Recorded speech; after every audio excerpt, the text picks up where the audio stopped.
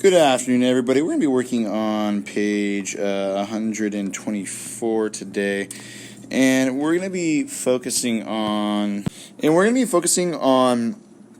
comparing fractions that are greater than 1 by creating common denominators. So here we're making those common denominators, and we can make them in different ways. We can use tape diagrams, we can use the number bonds, we can multiply opposite denominators to find those common denominators. So I'm going to do it a couple different ways so that you can see the ways in which we can decompose these fractions.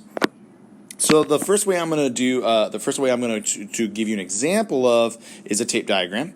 So let's begin with our first problem. I'm going to be making a tape diagram of both fractions. So we obviously know that the whole numbers are the same, but the fractions are different. 1/2 and 3/8. So I'm going to be focusing on making and comparing the fraction part of this problem. So here we have 1/2 and we have 3/8. So let's cut this in half and shade in a half. And then let's make 3/8. But we got to be very, very careful here. We got to make sure our half is the same amount as our first tape diagram. Then we cut this into fourths. And from there, we'll cut our fourths into eighths. We want to make sure that things are even when we are making our tape diagrams so that we can compare them. We got 1, 2, and we got 3. So here we can see that 1/2 is quite a bit larger, but let's still make that common denominator. So we know that we have to change these halves to eighths. Halves to eighths. We only need to change one fraction, and I know that I can multiply this by 4 to make those eighths. So now our fraction is changed to 4/8. And how we change this fraction here is that we are cutting this into fourths. 1, 2, 3, and 4. 1, 2, and 3, and 4. So we definitely know that 6 1/2 is much larger. Okay. Perfect. Now, if you want to continue to use this tape diagram method, you definitely can. And you can use this tape diagram method for the following problems: B, C, D, and then it's going to get difficult with these sets of problems. So let's do one more problem. I will work on C down below. And I'm going to show you E, where tape diagram doesn't always help, or we can use that multiplying the opposite denominator to find common denominators. So let's work on the tape diagram side one more time using that new strategy we just learned. So I'm going to try to make my tape diagrams as close as possible. Cool. And here we have common denominators, common whole numbers, so we don't need to worry about those.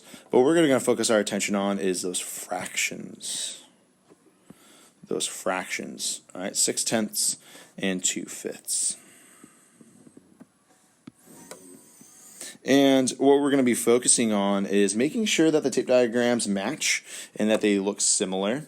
And we are going to compare them to see which one is greater to that whole. So let's make tenths here.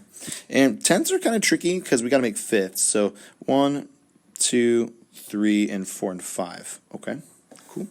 And you know what? I'm going to do the same thing here. I'm going to make fifths here because we can make fifths.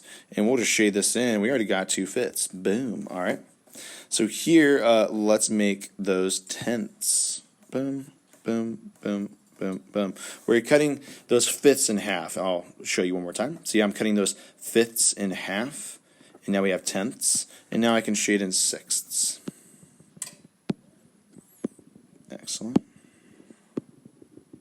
1, 2, 3, 4, 5, 6. Perfect. Cool. Now, you definitely can see that 6/10 is larger. We can say the greater than, less than, equal to sign, but let's double check our work by finding common denominators. We have different denominators here, tenths and fifths, but we can definitely change this fifths to become a tenth. and we just multiply times 2. Okay, and we can get 4 tenths. Boom, boom, boom, boom, and boom. All right. But our answer is still the same. The 6 tenths is definitely much larger, but now we without a doubt we know that because we have 6 tenths and 4 tenths. Okay. Our last problem we're going to work on today is we're not going to be using the tape diagram. We are instead going to be using the opposite denominators. So what we'll be working on is we have improper fractions here, right? We got fractions that are improper, so we need to be able to make them into whole numbers. So I'm going to take out as many thirds as I can, 3 thirds, 3 thirds, and 3 thirds, and that makes 9 thirds. So I'm going to erase that, and I can take out a whole 9 thirds here of 1 third left over. Okay, so that means I have 3 whole and 1 third. Here I can take out 8 fourths, and I can take out 2 fourths.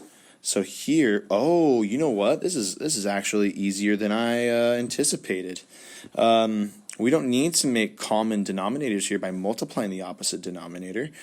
Here we are literally, this is the answer. We know 3 whole is larger than 2 whole. So boom, okay. Not bad here. You know what it is? It's F. F is the one that we're looking for when it comes to using that, that strategy of multiplication. So let's break this one down. I won't do the whole problem, but I'll at least break it down for you. We have 12 fourths, so I can definitely take out 3 whole, a whole 3 whole. You know what? This one doesn't even do that either. So we can probably just use that tape diagram in order to solve here. Let's also take out 9 thirds. And we have 1 third here. So that means this is going to be 3 1/3. Yep, this is larger because it's larger by a third. So boom, here we go. All right, awesome. All right, I'd like for you to solve B and D for me using that tape diagram method. And we do not need to use multiplying the opposite denominator to find commons. So use that tape diagram method today, and you should be all good. All right, have a good night.